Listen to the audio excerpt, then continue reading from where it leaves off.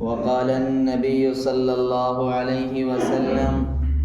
بني الإسلام على 5: شهادة أن لا إله إلا الله وأن محمد رسول الله وإقام الصلاة وإيتاء الزكاة وصوم رمضان والحج أو كما قال عليه الصلاة والتسليم۔ مبارک ہو سب کو مبارک مہینہ، مبارک ہو سب کو مبارک مہینہ، بنے سب کی خاطر یہ رحمت کا زینہ۔ معزز سامعین اعظام، بزرگوں، نوجوان ساتھیوں، اللہ رب العزت کا لاکھ لاکھ فضل و کرم احسان ہے کہ مولا نے ہم سب کو مبارک مہینہ عطا فرمایا ہے، اور اس سے بھی بڑا احسان عظیم یہ ہے کہ اللہ رب العزت نے رمضان المبارک کا پہلا جمعہ ہم سب کو پڑھنے کی توفیق عطا فرمائی ہے۔ میرے بھائیوں، یہ وہ مقدس مہینہ چل رہا ہے کہ جس مہینے کے اندر اللہ رب العزت کی طرف سے رحمتوں کا نزول ہوتا ہے۔ یہ وہ مہینہ چل رہا ہے جس مہینے کے اندر اللہ رب العزت شرکش شیاطین کو قید فرما دیتا ہے۔ یہ وہ مہینہ چل رہا ہے کہ جس مہینے کے اندر اللہ رب العزت تمام لوگوں کی مغفرت فرما دیتا ہے، سوائے چند لوگوں کی کہ جن کی اس مہینے کے اندر بھی اللہ رب العزت مغفرت نہیں فرماتا ہے۔ تو یہ یقیناً بڑی برکتوں کا مہینہ چل رہا ہے، اور اس مہینے کی سب سے بڑی جو عبادت ہے، جو اللہ کے نزدیک قابل قبول ہے، جس عبادت کی اتنی بڑی فضیلت ہے اللہ رب العزت کے یہاں، اگر وہ عبادت چھوٹ جائے تو انسان ساری زندگی دھوپ میں، سردی میں، گرمی میں اس کو رکھتا رہے تب بھی اس کی فضیلت کو نہیں پہنچ سکتا ہے۔ وہ عبادت کیا ہے؟ وہ روزہ ہے۔ کیا ہے؟ روزہ۔ اللہ نے روزہ اس امت کے اوپر فرض قرار دیا ہے۔ قرآن کریم کے اندر اللہ رب العزت ارشاد فرماتا ہے فَمَنْ شَهِدَ مِنْكُمُ الشَّهْرَ فَلْيَصُمْ، کہ تم میں سے جو شخص بھی رمضان کے مہینے کو پائے تو اس کے اوپر لازم اور ضروری ہے کہ وہ ہر حال میں روزے کو رکھے۔ میرے بھائیوں، یقیناً روزہ بہت بڑی عبادت ہے، اور میں نے پچھلے جمعے کو بیان فرمایا تھا کہ روزہ عبادت کے ساتھ ساتھ انسانی صحت کے لیے بہترین علاج ہے۔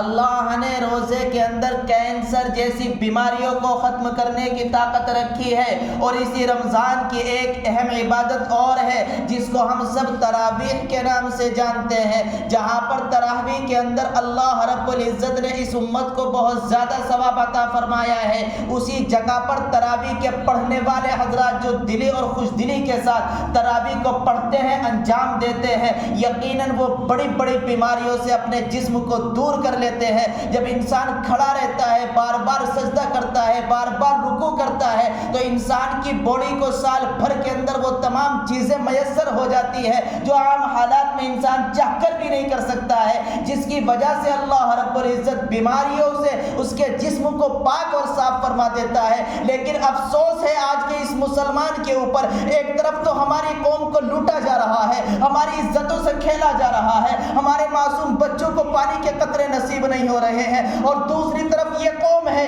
کہ ماننے کے لیے تیار نہیں ہے۔ 18 19 سال کے نوجوان جو روزہ رکھنے کے اوپر قادر ہے، لیکن صرف روزہ نہیں رکھ رہے ہیں کہیں ان کی صحت کے اوپر اثر نہ پڑ جائے۔ قرآن کریم اللہ رب العزت کی بہت بڑی عبادت ہے۔ آج قرآن کریم ہماری زندگیوں سے نکلتا جا رہا ہے۔ ہم دیکھتے تھے جب ہم چھوٹے چھوٹے تھے، ہم اپنی گاؤں کی مسجدوں کے اندر جاتے تھے، صبح فجر کی نماز کے بعد تمام لوگ قرآن کریم کو لے کر کے بیٹھ جایا کرتے تھے، اور اللہ کے گھر کے اندر بیٹھ کر اللہ کی کتاب کی تلاوت کیا کرتے تھے۔ آج میں دیکھ رہا ہوں رمضان کا چوتھا دن آ گیا ہے، ہماری قوم کے نوجوان، ہماری قوم کے بزرگوں کی توجہ ہی نہیں ہے کہ وہ قرآن کریم کو کھول کر بھی دیکھ رہے۔ مسجدوں کے اندر جو قرآن کئی سال سے بند رکھے تھے، آج تک بند رکھے ہوئے ہیں، اور وہ قوم کی انتہا تو یہ ہو گئی کہ جن کی زندگی کے اندر قرآن نہیں ہے وہ پڑھنے کی بھی کوشش نہیں کر رہے ہیں۔ پھر کہتے ہیں کہ اللہ کی مدد نہیں آتی ہے، پھر کہتے ہیں کہ اللہ کی رحمتوں کا نزول نہیں ہوتا ہے، اللہ کسی کا رشتہ دار نہیں ہے۔ ہماری کوتاہی، ہماری نافرمانی اس حد تک بڑھ چکی ہے کہ لوگوں، ہم جیسے کو تو ہمارے اعمال کی بنیاد پر پانی کا قطرہ بھی نصیب نہ ہو، لیکن بھلا ہو اللہ کے ولیوں کا، علماء کا، جو رات کو کھڑے ہو جاتے ہیں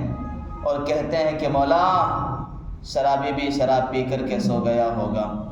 زانی بھی زنا کر کے سو گیا ہوگا، چور بھی چوری کر کے سو گیا ہوگا، وہ رات کے تہائی حصے میں اٹھتے ہیں اور اللہ کے سامنے کھڑے ہو جاتے ہیں، اور ہم جیسے نالائقوں کے لیے دعا کرتے ہیں، اللہ تو شرابی کو بھی معاف کر دے، تو زانی کو بھی معاف کر دے، تو چور کو بھی معاف کر دے۔ اور انتہا تو یہ ہو گئی، قوم روزہ تو رکھ ہی نہیں رہی اور اوپر سے کھلے عام شراب کے پوے اڑائے جا رہے ہیں۔